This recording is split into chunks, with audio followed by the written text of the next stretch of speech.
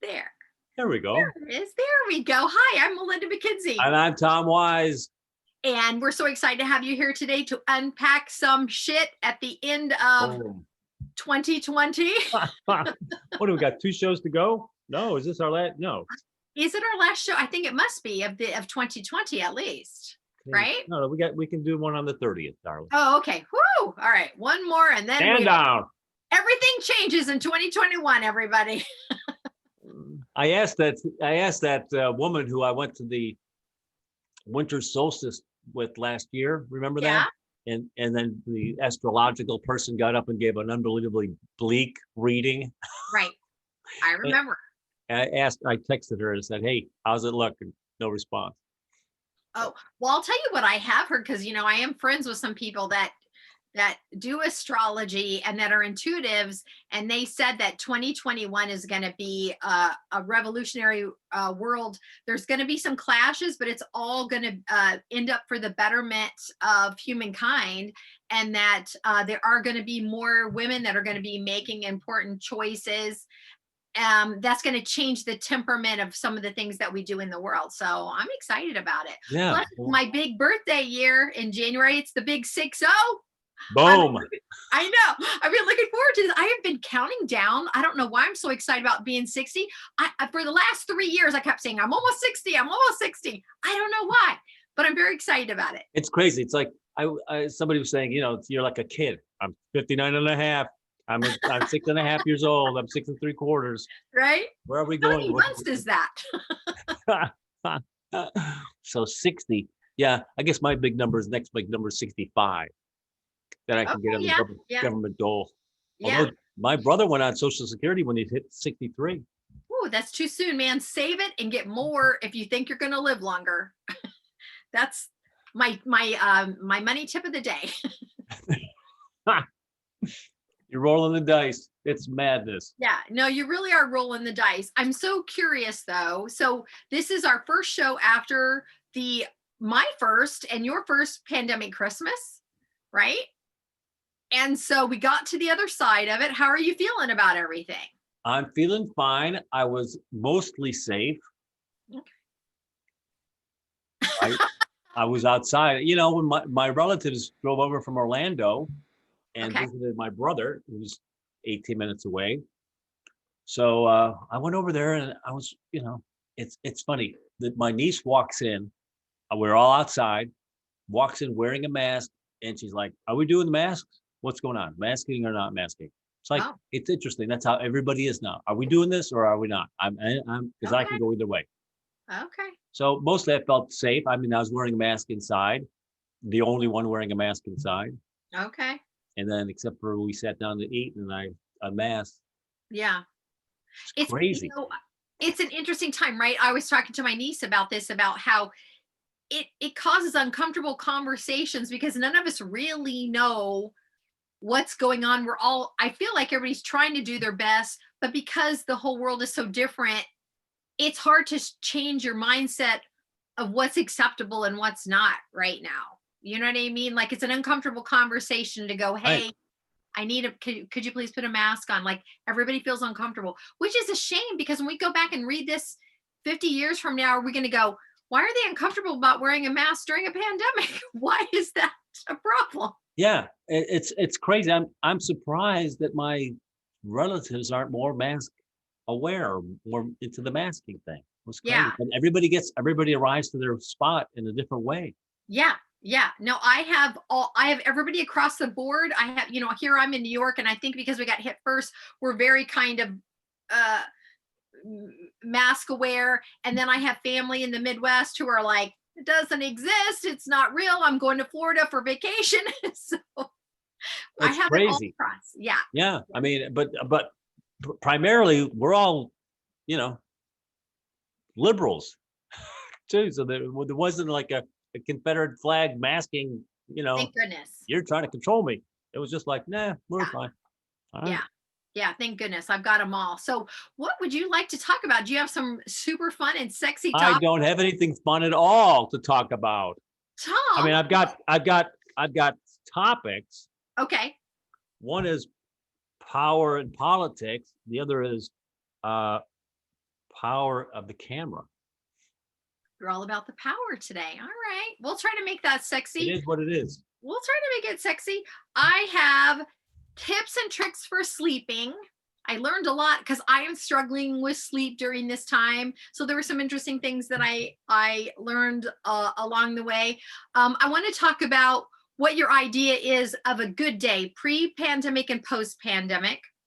And then I want to talk about high school regrets. All right. Okay. Let's do one of yours first.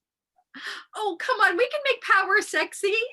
All right. Well, I was reflecting when I see some of these politicians pontificating about this Yeah. and that other thing, and always think back about, we had a couple of hosts at Home Shopping who, they owned their little time slot. I mean, I say little, I'm not diminishing it. I was a host, but you can't. Sure. But it's like, and you see these were guys where they're out of control with a little bit of power. Just, Yeah. what they say, because everybody wants these guys to make money. They want this 3-hour segment to be profitable. Yes. And if these guys think they can make more money with this, then let's give them this. Let's not, let's feed this beast. Right. Yeah.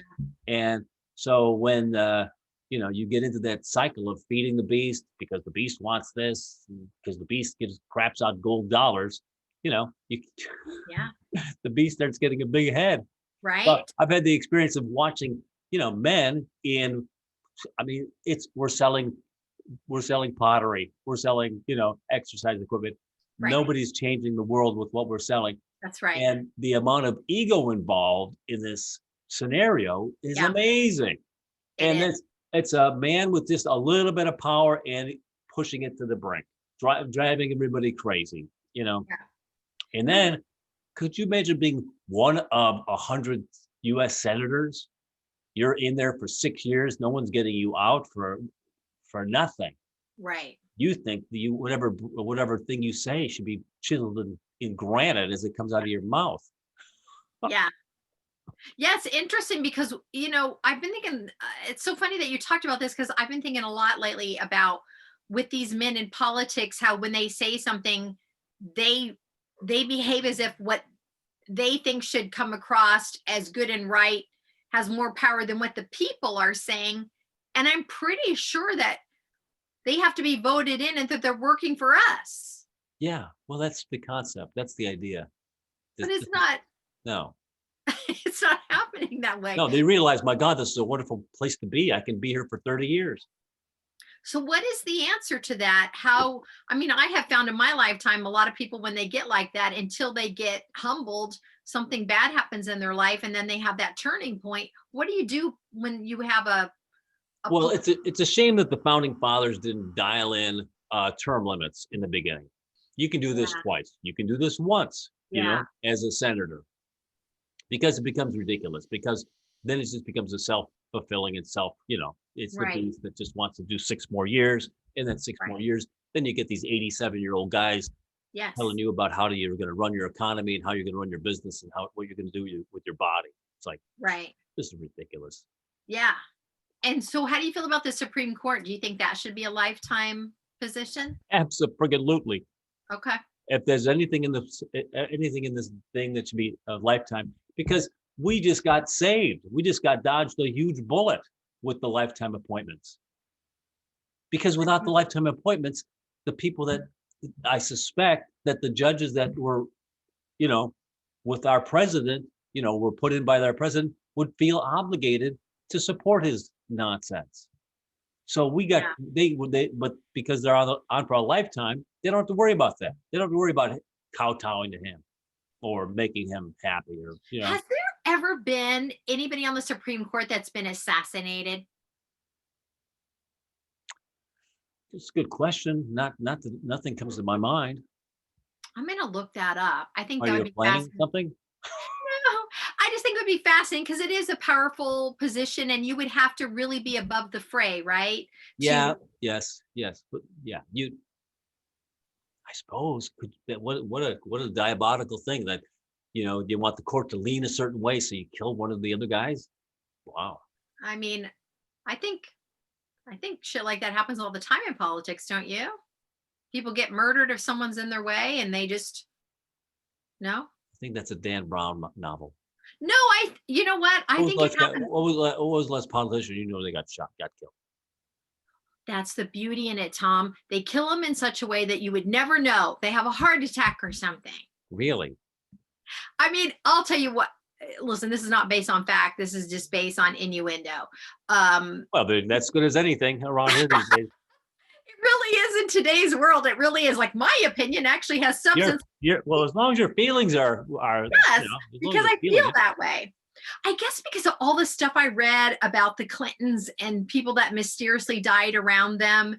And then when the series House of Cards was brought to life, they said a lot of it was based on the things that happened when they were in office. And I found House of Cards to be fascinating. And I'm not heavily involved in people that live in Washington or participate in this, nor could I be, because I think it would be much heavier than what I could deal with as far as the behind the scenes politicking. I think you would have to compromise a big part of yourself to maybe achieve some of your other goals. But I definitely believe, based on nothing, that people get killed for politics.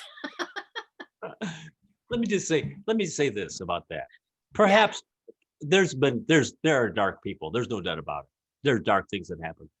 But as far as the Clintons are concerned, don't you think there's enough money on the other side to, if there was something there, they'd find it? Wouldn't they love to have somebody, Bill Clinton or Hillary Clinton in jail? I mean, wouldn't they just love it? And the money is there, and if something was there, they'd find it. Just like the people are calling the election illegal. Wait a minute, the Supreme Court looked at it 50 times, or you guys had 50 cases, all got shot down. The Supreme Court says no. So based on what are you saying that the election's illegal? And I'm saying, well, I think if anybody on the planet, if Hillary Clinton did anything wrong, she would be in jail, or she'd never been brought up on charges for anything.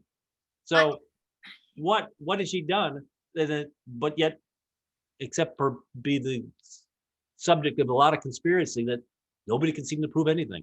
Yeah, no, I hear you. And of course, logically that makes a lot of sense. But I guess in my head, I've decided it's kind of like, do you remember that movie War Games? Yeah. Okay. And at the very end, what happened was they asked the computer what would happen if someone sent a nuclear bomb, and they sped it up and said, everybody loses, right? Everybody loses. Right. And I feel like, clearly I know what I'm talking about. I feel like with the Clintons, it was one of those games nobody could win. You know how hard the justice system is, and how complicated it is to prove things, and how expensive it is. I really think at a certain point, if people are disappearing or dying suspiciously, it takes a big effort. Are you willing to compromise your life and your family to prove that Hillary Clinton is a murderer? Probably not, right? At a certain point, I think people back down. Is there? Don't they have big money donors that somebody could stroke a check for $1 million and get 73, former FBI guys on this? I feel like because it happens so much that no, they don't. I do. You don't think the Republicans have enough people that hate Hillary that they could generate a GoFundMe of $10 million to come up with a slush fund to hire former CIA guys to come up with this shit? I think that the Democrats and Republicans aren't as divided as the public would like to believe. And I feel like a lot of them work together in ways that we would be stunned to know. Yeah, well, I just say that, wait a minute, you had a full Senate of Republicans, you had a president that was Republican. If there was a sniff of some proof that one of those Clintons had done something wrong, let's get it. What are they? Or either you know that they haven't done anything, but you enjoy still kicking that bag around, or you're incompetent. So wait a minute. Hillary Clinton's killed somebody, and you guys are not doing anything about it. Well, then you're incompetent. Don't you think there's a dark on both sides, and that parties have agreed to just disagree on things like that? We're gonna let killing. We're gonna let killing slide. No. You killed. I killed. You think if Trump had somebody killed and that people were really suspicious of it, that the Democrats would? My God, they're turning Hunter Biden's porno computer inside out. They really are. Please, there's no There's no honor here. If you've done something wrong, they would love to find out about it. If Hillary killed somebody, they would love to find out about it. There's nobody saying, "Oh, don't." Otherwise, she'll know about my murders. I, well, I hear what you're saying. I just think it's Yeah. darker than what Think about how mental they are about Hunter Biden's computer versus if they really they had are. some evidence. Well, And I think by the way, if Hunter Biden's done something illegal, he should go to jail or be absolutely. Yeah, I have no mercy whether you're Republican or a Democrat. If you've done something like that, you're done. punished. You need to atone for what you've done. Yeah, Absolutely. that's the difference between you, me, and the other side. The other side is, well, I don't know, if someone's done something wrong, if they're on our side, that's fine with us. We're fine with that. Right. Yeah. Yeah. And it's unfortunate. We'll see what happens, after the inauguration, see if we can do some mending and fixing of some things. I'm hopeful. I'm really hopeful that we Of course. can. It's going to be a better world. It's got to be a better world. What happens if it gets worse? I mean, I'm reading all these memes about how we're going to be living like they do in The Walking Dead, and you just have to have a machete and survive in the woods and stuff. Because how much worse can it be? Everybody's, struggling. Everybody I know is struggling. I don't know one person that's happy with what's going on right now. No, it's a whole horrible. You're socially distant.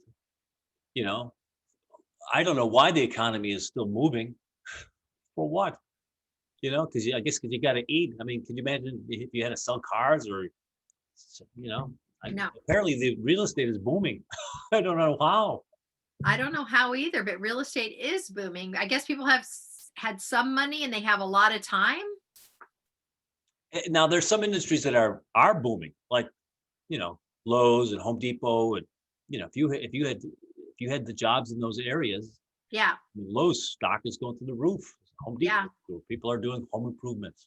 Yeah. Home improvements, food, groceries.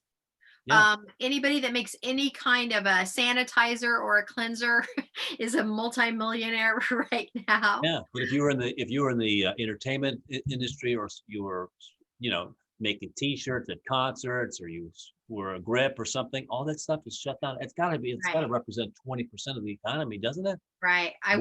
Movie making, all that support system.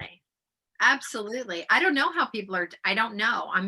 I'm confused by it all. I think it's going to be a difficult January for a lot of people. So we'll see. But I mean, hey, they've got $600 whole dollars to move forward with their life, because we all know that makes a big fucking change in your life. It's ridiculous. It's so sad. I think that I would have preferred my plan. We got this pile of money. If you need some money, up to $2,000, just ask for it. If you don't need the money, $600 isn't going to make a world of difference for you. Feel free to take a pass and don't ask for it. Right. I think you'd get 50% of Americans not taking the money.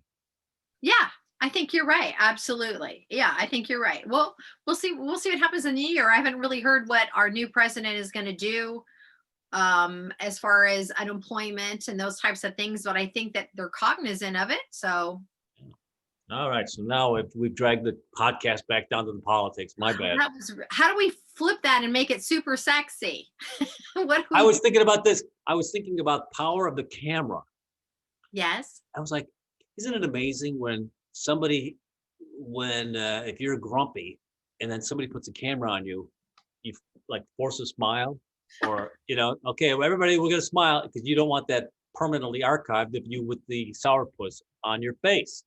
Yeah. I mean, and then it's also like, do you ever watch, is it Tony Robbins?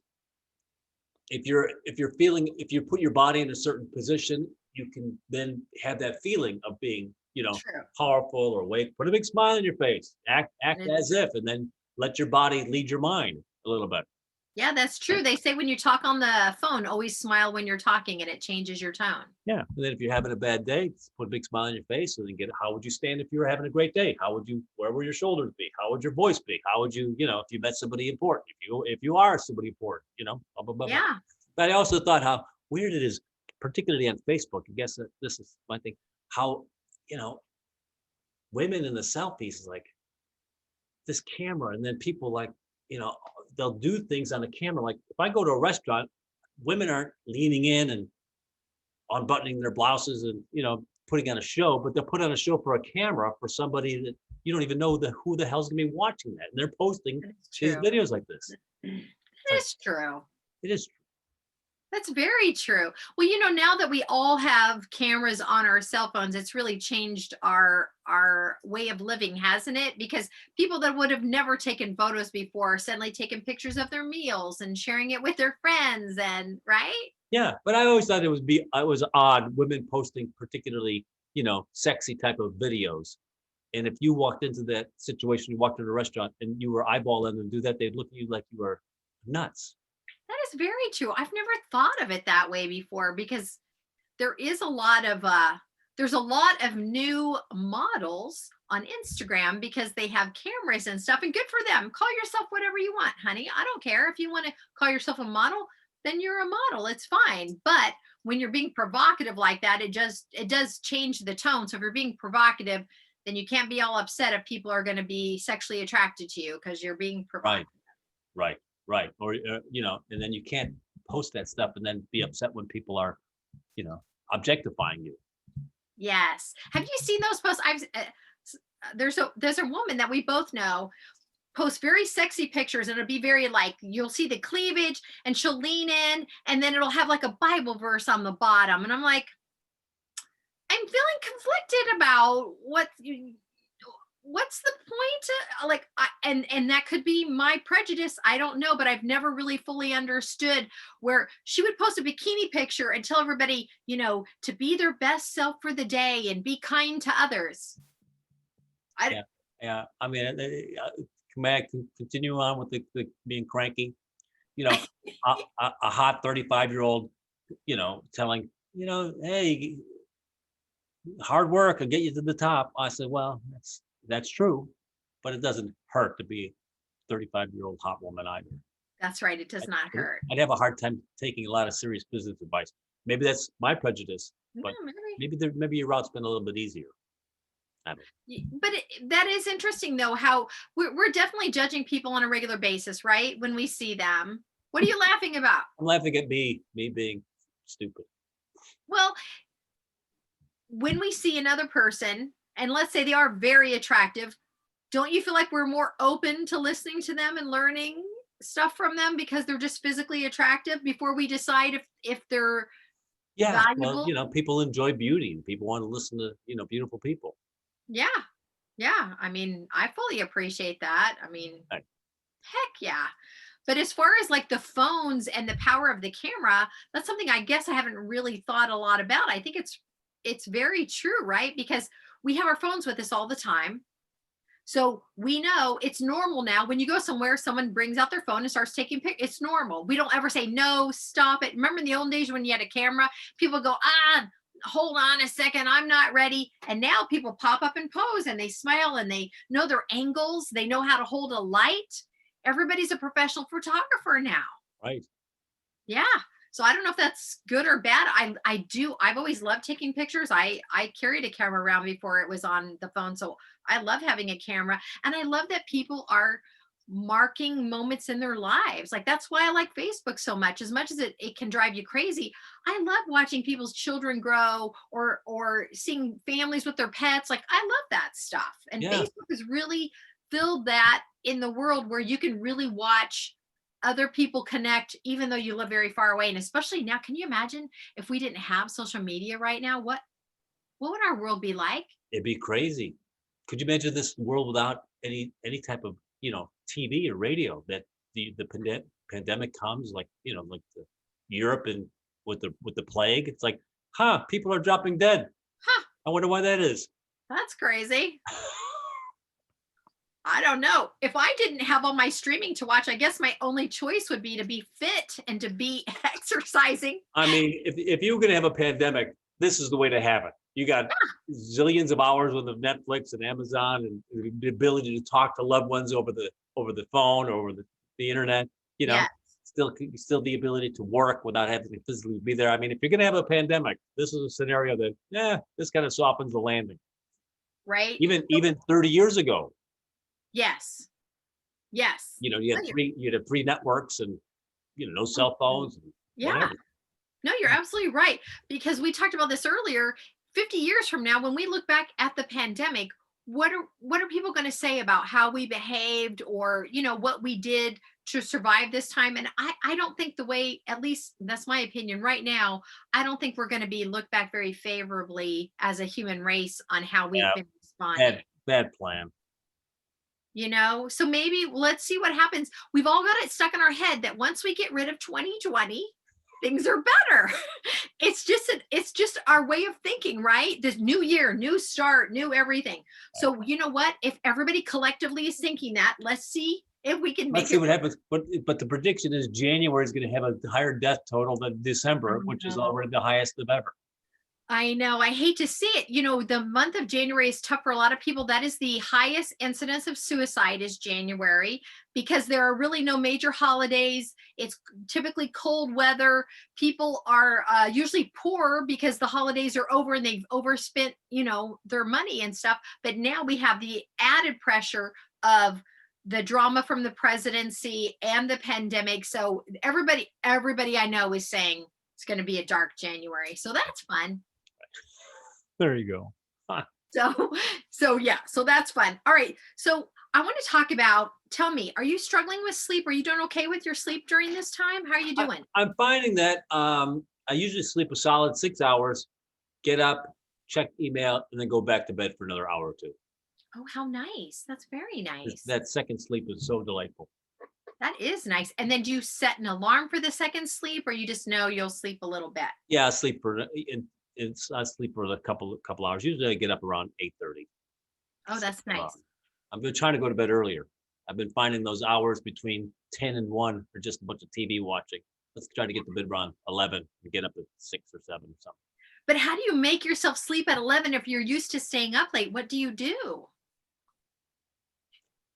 I just decided this. I just said I'm going to go to bed earlier. Okay.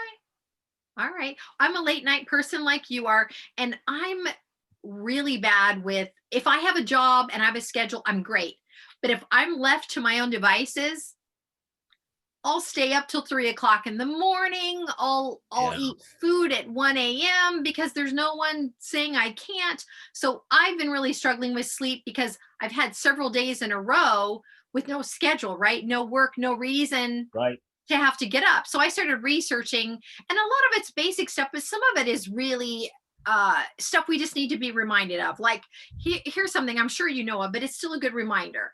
The way our bodies work and the way that we survive is our body needs a certain amount of sunlight hours and a certain amount of darkness in order for our body to shut down and to sleep, right? That's why people take melatonin and different things to help them rest. So what I learned from this, and you probably know this too, is this blue light thing. Blue light comes from your phone, from your TV. If you have too much blue light up to 2 hours before you sleep, it keeps you awake because your body thinks you're still in daylight hours. So they're saying you have to stop. If you are so addicted to your phone or you need to watch a movie, they do sell, or I don't know if they sell them, but I'm guessing apps for your phone and for your television that will help reduce that light. And then they also have glasses that you can buy that will help the reduction too, which I think is really important. My daughter's boyfriend games, and he wears those special glasses so he doesn't like strain his eyes, right, for the light. Mm-hmm. So they're saying turn off bright lights 2 hours before you go to bed. Who do you do that? Who does that? I've been lucky. I don't need any of that stuff. I just go to bed. I used to be a great sleeper. I love to sleep. Do you do this one? It says no caffeine late in the day. You really need to, your caffeine can stay elevated in your blood for 6 to 8 hours. They're saying cut your caffeine off by 3 or 4 in the afternoon. Who does that? I've been lucky. Certain things in life that I know that troubles other people, but I'm a good sleeper and I can just eat about anything. I won't, because I don't like the taste of it. But I mean, like, yeah, oh, those jalapenos are hot going in and hot going out. I go, I've never been affected by that. See, Anyway. no, that's really fantastic. I mean, I feel like for the most part, I drink sweet tea all day, all night, right before. Sweet tea? What? You can't be drinking sweet tea all day. I do. That's way too hot. It's way too much sugar. Well, I think I'm doing fine. Sugar, bop, bop, bop, bop, bop. I love honey. sugar. So I drink sweet tea all day long. Okay, they say if you take a nap, naps are good for you, but don't nap more than 30 minutes because it throws your rhythm off. I also heard that you take some caffeine, like you drink the coffee or you're a power, whatever the hell you are, before you take your nap. Have you ever heard this tip? No. Because it takes 30 minutes for the caffeine to trigger into your system. So now when you wake up from your nap at 3 o'clock in the afternoon, whoa, I'm jacked up, ready to go. Hit the ground running. Take caffeine before the nap. And then when you wake up, you're ready to go. You know I'm going to try that. You should try it. I've tried it. I mean, I used to be super affected by caffeine. Okay. I mean, I used to never take caffeine except for the few sodas that I would drink. Yeah. But then my then girlfriend got me introduced to this like a dry mix. It was like a kind of a, vitamin drink. And I would drink, it's like, wow, my brain would be like the fireworks going off in there. This is wonderful. And then, I look at, oh, it's fucking loaded with caffeine. That'll do it. Because you're not really a coffee drinker, are you? No. And so then it became, oh, you needed 2 of those drinks to get going. And then I was like, yes. And then just to get me back to the center so I don't have a headache. It's like all that exciting part of the caffeine was long gone. Yes, I balance my caffeine with the sweet tea. I like my coffee. And if I don't have it, I get a headache. So I have to keep it going. You're a junkie. I'm a junkie. It says no alcohol before bedtime. But I have to disagree with that. Unless you're with a lady. That gets everybody in the mood. Unless you're with a lady. Because here's the thing, Tom. I'm not much of a drinker, but when I do drink, it really helps me to sleep. And if I can't sleep, if I have a glass of wine, I sleep very well, actually. I'm not arguing against that, but don't they say that alcoholic-induced sleep is not restful sleep? Have you ever heard that? Well, when they like alcoholics, so like really. No. If you have wine and it causes you to sleep, this is what I've heard. It doesn't give you the deep REM sleep that you're looking for. It's kind of like no, that's probably true. I'm not here to bust up your. You busted my bubble. I mean, I'm surprised as the years go by how many things people have hard times going to sleep. Like, person has to take NyQuil every night. It's like, oof, oh yeah, I know people that take pills to sleep. I won't do that. I'm very worried about medicines and pills and stuff. And so I won't do it, but I do know friends that say they can't sleep without it. I know. I dated a woman and we're talking about it. We weren't sleeping, but she's like, oh yeah, I'm out of my sleep. I'm in a panic. I'm out of, wow. I had my last pill yesterday. It's like, oh no, that's awful. That's really awful. Sleep like the dead. Well, according to this study, they're saying, guess what's more important for you to sleep? Is it the noise factor or the room temperature? Well, I mean, what's the room temperature going to be? 100 or 30? I mean, well, my question to you is the room temperature, no matter what you choose, more important than the noise factor? I do like quiet, but I do also listen to a podcast as I go to sleep. So are you choosing room temperature? I think the temperature, I mean, can I sleep at a bus station? Probably not. I will get jarred up if there's honking or there's loud noises. Yeah. Yeah. This is the question is, if you're at home, do you think it would be easier to sleep if you have the temperature you find comfortable for yourself in the room, or if it's quiet? Which is more important? It would be quiet. I mean, if somebody's watching the TV in another room and I'm hearing it, I'm probably going to be distracted by it. So according to this, it's room temperature.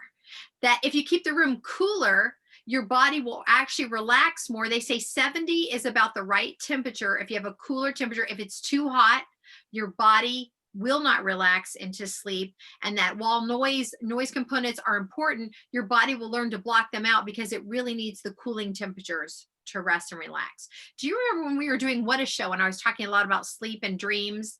And I was researching like the average person, how much they sleep. And one of the most interesting things, I'll never forget it, because when I said it, Patrick, he doesn't like to be surprised. He was so surprised. He stood and he stared at me like I was just the world's biggest liar. Like he was stunned into silence because what I had learned was there was a Japanese woman who was like over 100 years old. And they said what she would do is she would stay awake for 3 days in a row and then she would sleep for 3 days. That was her rhythm. Awake for 3 days and sleeping for 3 days. Do you remember that? I don't remember that, but that seems very odd. How do you pull that off? Well, I don't know. I mean, clearly everybody's rhythm is different, but I mean, they say according to the way humans typically work is we do need a certain amount of sleep every day. We need less than what we take, but we take more because of the world we live in, right? And how we have to function and survive. That we really should be taking naps in the afternoon, but it shouldn't be more than 30 minutes Right. because of being, of being aware. Okay, so the other thing is if you eat a high carb meal, oh, who does that, Tom? Who eats a high carb meal? That's So crazy. far, no high carbs, no drinking, lights down. Why be alive? Yeah, are we just living to sleep? Is that it? It's We are just it's 10 o'clock. I get into my sleep hammer. No, we're it's 10 living a.m. we're living to sleep. It says if you eat a high carb meal, you have to eat it 4 hours at least before you go to bed. Does anybody do that? Anybody? Yes. Bueller? Especially during the holidays. It's I mean, crazy. during a traditional holiday when we're actually out in the world seeing each other, isn't it kind of typical to eat a big meal and then just take a nap because you're so tired? Like Yeah, your body needs a little bit of a rest. They tryptophan. also say, and this is smart, and I should adhere to this, regular exercise every day, just not before bed, helps you obviously to sleep at night, right? Because you're moving your body around. And here's one I didn't like at all. Don't drink any liquids before bed. Stop 1 to 2 hours before bed. I can't do that. Can you do that? You know what? It would be crazy to have a clock, a calendar of all this. I guess you're right. I have a hard time taking a pill at the right time of the day, let You're right. alone Me too. not drinking. If Right. I'm thirsty, I'm gonna drink. Well, I always have water on my bedside. And so I was writing this last night and I thought, I'm going to try it. And I had my water next to the bed. And the more I thought about how I couldn't have it, the more panicked I got because I thought, I must have my water. So I can't do that. 1 to 2 hours before bed seems insane. And you know what? If I did all of these things and I had a good night's rest, I don't know if it'd be worth it to me because I would have to change so much in my life of things that I enjoy. I don't think it'd be worth it. Yeah, I mean, there's a certain point where I'm not gonna. You want to be regimented, but there's I can't be regimented in the morning to start thinking about sleep. It can't be the only thing. It's got to be somewhat natural. You can incorporate a thing or two into your life if you find it's a problem.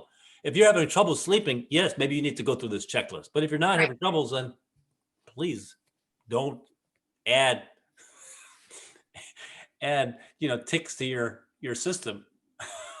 No, I just thought it was fascinating because there's so many rules. There's so many things that they talk about that Yeah. I don't do at all. No, but they're trying. If it's a problem, you should do this. If it's not a problem, Right. whatever you're doing is working.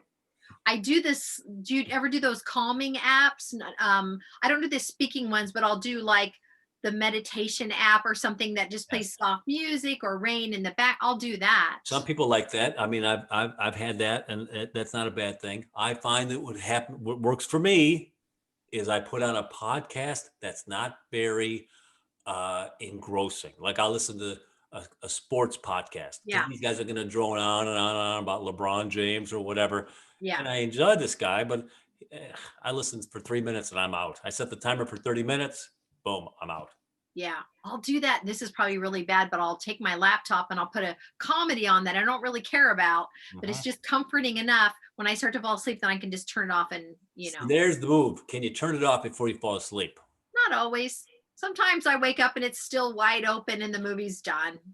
Yeah. See, I've had it where I put it on TV and in the back of my mind, I said, It's a news channel. I'm listening to something about Oh, Boris, something over, I'm trying to sleep and it's 4 o'clock in the morning. I find to lean over and turn it off, or the battery runs out, or the other, one or the other. yeah. I watched this great thing yesterday on Netflix. It just came out. I think it's called Goodbye 2020. You have to watch it. They made it documentary style where they do the chain of events, and it's fascinating now that it's December to kind of watch the order that everything happened. They kind of mock, obviously, our circumstances and how we've handled things. They have like a Karen character that talks about, how she's helping the world by stopping people doing things she doesn't like.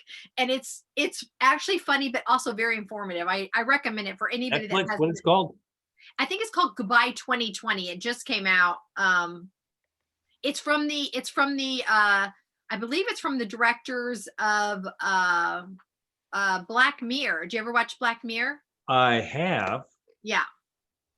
So it's very good. I wouldn't recommend watching Black Mirror now because the world's dark enough. You don't need any more freaky stuff to scare you and We to need freak some you out. laughs like this podcast has been. Nothing but a laugh riot. This podcast, okay, it's not been our funniest, but it's been our We're dropping truth bombs. you know what? It's all about truth bombs in 2020. Like, go educate yourselves. How many times have you heard that phrase? I heard some crazy senator, or no, he wasn't a senator, thank God, some House of Representative guy saying, you got to educate yourself. And this is guys talking about how the election was not proper. Yes. And he's telling me I got to educate myself. Yes. Yes. There's been many catchphrases this year. And I don't know if this is particularly from this year, but I've heard it a lot. Sorry, not sorry. Have you heard that one? Sorry, not old. sorry. That's an old Pee Wee Herman. That's 20 years old. Sorry, not sorry. Ah. Well, they've said it a lot this year, and for whatever reason, I hate it with a passion because what I hear is go fuck yourself. So when someone says sorry, not sorry, it just feels like you punched me in the face. So I don't appreciate the sorry, not sorry. Go educate yourself. Clearly is not helpful advice. Were you familiar with the Pee Wee Herman reference? I watched Pee Wee's Playhouse, but I don't remember that particular phrase. Okay. No, but I believe you. Yeah, I think maybe I was wrong, I believe you. I've just heard it a lot this year because it's like their way of saying I would apologize, but I'm right. So why would I apologize? What? It's rude. It's just rude. Yeah, I got to do it with a guy on Facebook the other day. Like, we were talking about all the pardons, the presidential pardons. Yes. And I'm like, well, Obama, this guy pardoned 1,700 guys. I go, yeah, 1,700 guys that were in jail for selling pot.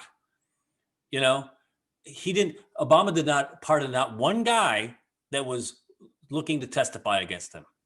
Right. That's the difference. 1,700 against, I don't care if Trump pardoned 10.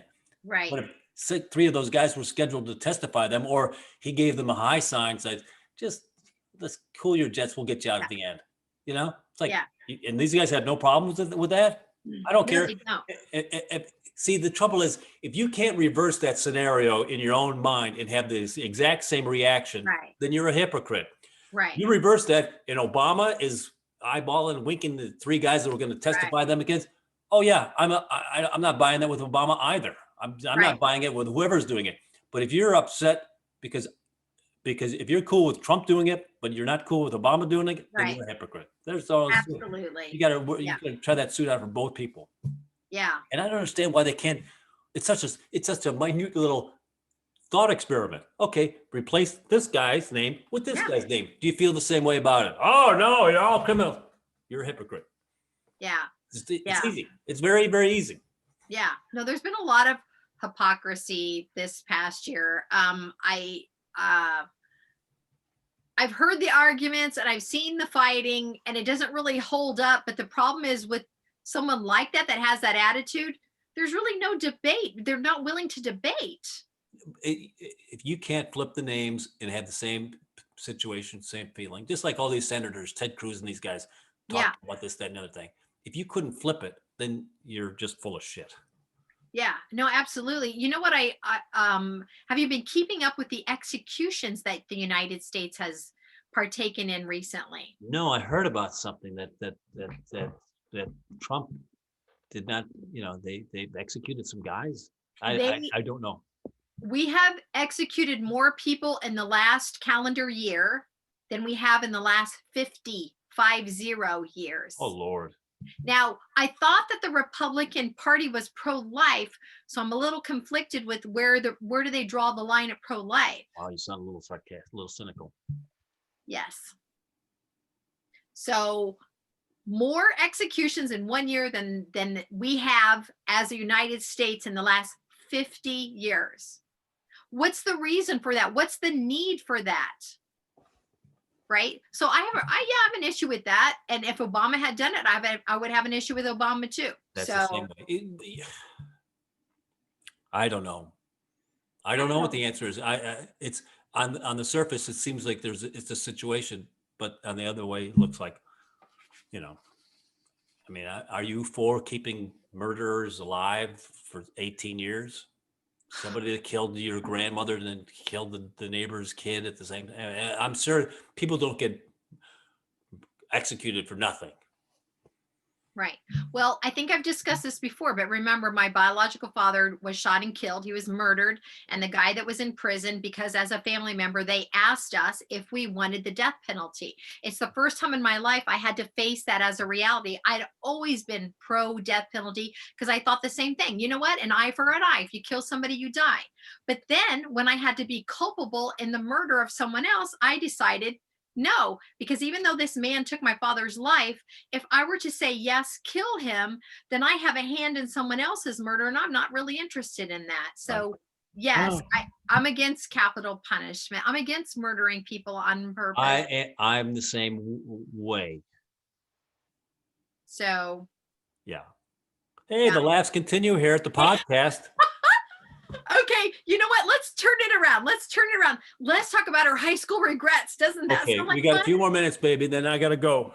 All right, you always have to leave. Why do you have important things and I don't? I'm selling the place. I'm looking at a tractor trailer that has been filled up with crap and phone calls. Oh, good Lord. Nonsense. Yeah. Well, you know what? We can do that next time. No, let's do that. Let's end on a high note. Let's end on a high note. Okay, Tom.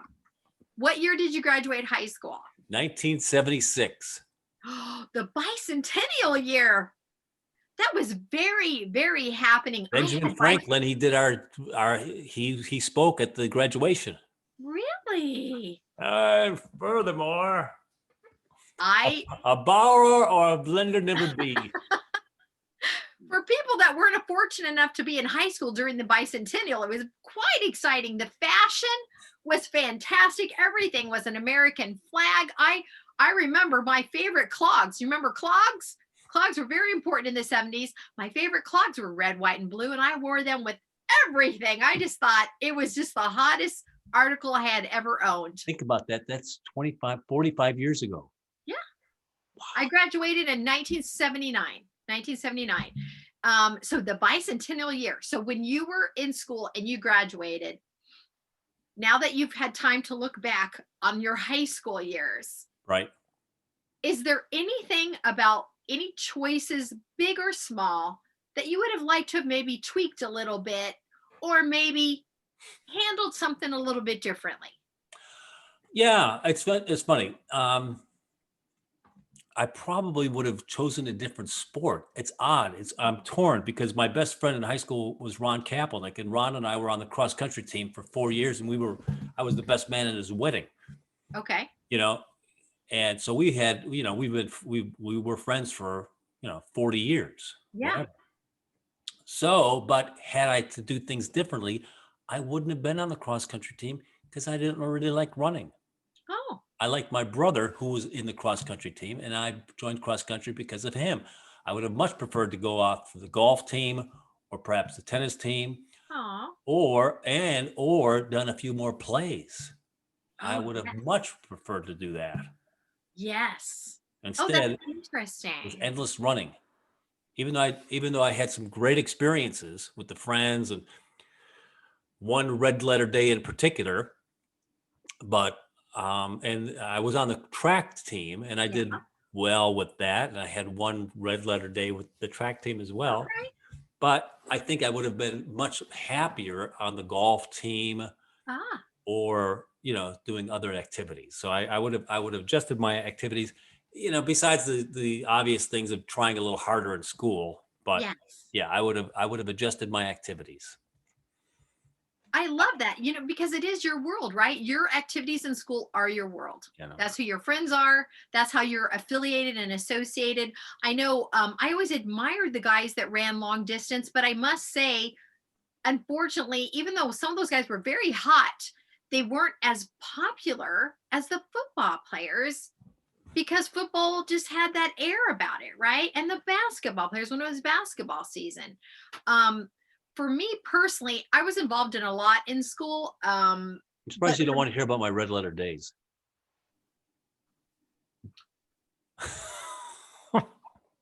tell me about the first red letter day in long distance running.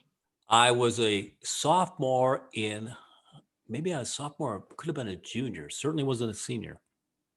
And the way the cross country is, you get 7 guys. Your 7 guys we're only going to take the results for your 7 guys. You could have 9 guys on the team, only the first 7 count. Yeah. And then it's like golf, the smallest number wins. If your first guy comes in first, you get 1 point. Your second guy comes in 13th, you get 13 points. So you Right. run as a group. And I was always the 6th or 7th man. Okay. I'm bringing up the rear.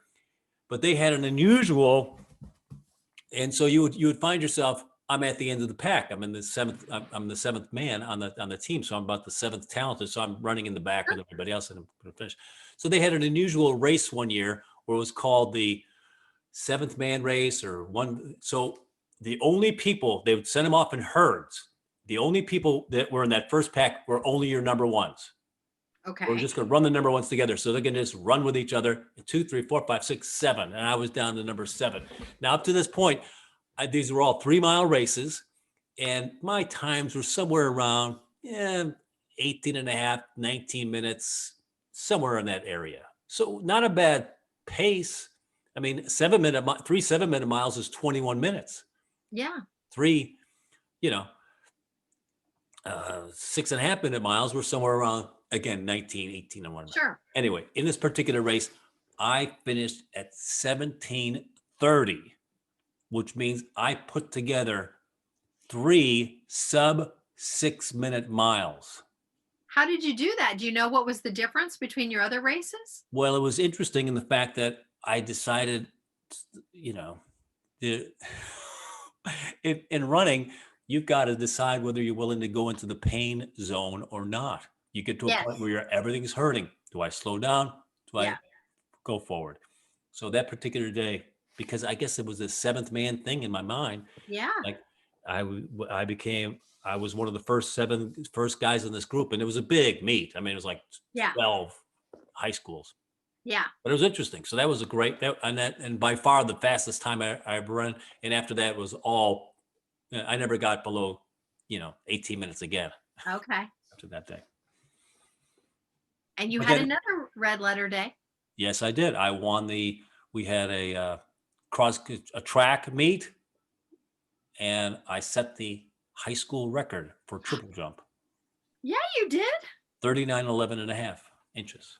Is it still, have you still kept the record? Okay, may I say the racist remark I always say? No. Oh. I'm afraid of it. I'm afraid of it. I'm going to say no. So I'm going to guess someone broke your record. How long did your record stand though? It stood for about, I wish I would have taken a picture of it, because we used to have a board, and Yeah. your name Oh, was on yeah. the board with all the records. Yeah. I think it stood for about like 6, 7 years. That's amazing. That's amazing. And do you know why were you able to do it at that point? What was going on in your mind that you were able to accomplish that? Well, I had done triple jump and long jump, which long jump was kind of semi-popular. Triple jump was like, what the hell is that? No one's ever heard of that sport. So it wasn't widely, attended, but I was there, the entry for the school. Yeah. I'm doing triple jump because I was kind of tallish and lightweight. So yeah. So no, I think I jumped 2 feet farther than my farthest jump on that particular day. Everything just went together and just landed in the pit just right. And I go, Do you remember though what was going on in your mind? That because your mind is so powerful when you can yeah. accomplish things like that. It was another thing like, uh, I became like, ooh, this guy's a 39, 11 and a half man. Let's see what and then my closest jump after that was 37 something, 30. Yeah. Never, I was 2 feet short of the rest of my life. It was just a magical moment though. Oh, it's glorious to have things like that in your life though. Well, they said like Bob Beeman. I'm sure that's a name you may or may not be familiar with, but Bob Beeman, when he did the jump in Mexico in 1964 for the Mexico Olympics, I think it was 64, 68, could have been the 68 Olympics. Anyway, most records in track and field, they're like, okay, he ran 100 yards in 10.2 seconds, 10.1 seconds, 9.8 seconds. They're just slivers, Yeah. chips. The Yeah. long jump. Bob Beeman beat the previous long jump by like 2 feet. It was Woo. amazing. And it wasn't Wow. beaten wasn't bested for many, many, many years. Instead of just like, another inch Yes. or 2 feet. That's amazing. Was That's amazing. amazing. I ran track in school. I was a sprinter. I was not a long distance runner. And it's funny because I'm short. I was very small, so I was very light on my feet and very fast until I had to compete with other schools. Like at my school, I was fast. And then I got to the next level, right? Where I went to the county. No. Yeah. It's the first time I ever ran a race when the gun went off. I already saw people's backs, and I remember thinking, "What the hell? What the hell is this?" It was horrifying. Isn't that crazy? I did the same thing in high school. I mean, I didn't make the basketball team, but I Yeah. played very well intramurally, and I also played at the Northeastern basketball. I played for them for a year or so as a freshman, and then I Yeah. went to IIT, International Institute of Technology, where they draw people from all over the world Okay. to go there. Yeah. And I went to the basketball tryouts. I go, oh yeah, I'm not. I do not belong here. Yeah. It's always really. I was stunned because I thought I was good, but I was good for my small community. Yeah. These guys were twice as good as me, 3 times as good as me. Yeah. It's always shocking. It took me a moment to recover from that. But you know what? You need that realization, especially I'm not going to say male or female, Yeah. because some guys go through their lives saying, I'm going to play a little pro ball. I could have played a little, if I would have gotten the right coach or the right, you know what? Probably not. Because once you get your head handed to you in kind of like in a college situation, like you're probably not going to make it in pros. No. I mean, it's a reality check. All right, real quick. When I was in high school, the one thing I would have loved to have changed is I was very involved in the theater and very loved it very much. And that's what I went to college for. But my senior year is when I was also running track. And I elevated to the next level. So I was going to have to run in the county meet. And that conflicted with one of my play rehearsals. Oh. Now, it was just a play rehearsal, right? Mm-hmm. Pretty sure it was a rehearsal, wasn't the show. So I very confidently, my senior year, went to my theater director, Mr. Cole, and I'll never forget because he damaged me for life.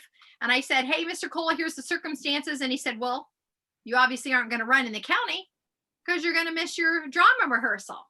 So I said to him, "Well, I've elevated to the county level. It's one rehearsal. You could see how this would be important." And he looks at me and he says, "You go to that county run, you're no longer in the play." Really? So guess what I did? Do you know what I did? You went to that run. I went to that fucking run because you know what? He was wrong. What I would have changed is I would have stood up to him and taken it above his head. Instead, I went to the run. And I came back to him and he said, "You're out. I told you you were out." He replaced me. We were getting ready to do the play. He had to prove a point with me. And I spent my whole career doing drama and theater. It's ridiculous. It is ridiculous. And so he cut me out. If I could go back, I would have fought really hard to bring that to justice because I really felt like as a student, he took advantage of me. Absolutely. Right? He didn't allow me. I wasn't saying I didn't want to be in the play. I was saying, "Hey, I've reached an accolade. I want to." I there's so many times, and I've talked about this in the past. We talked about this in the past where there's that moment where a guy can yell at you for dropping a glass or saying, "Hey, Yeah. ho, ho, ho. I drop the glass all the time. Just let's just clean this up and move on."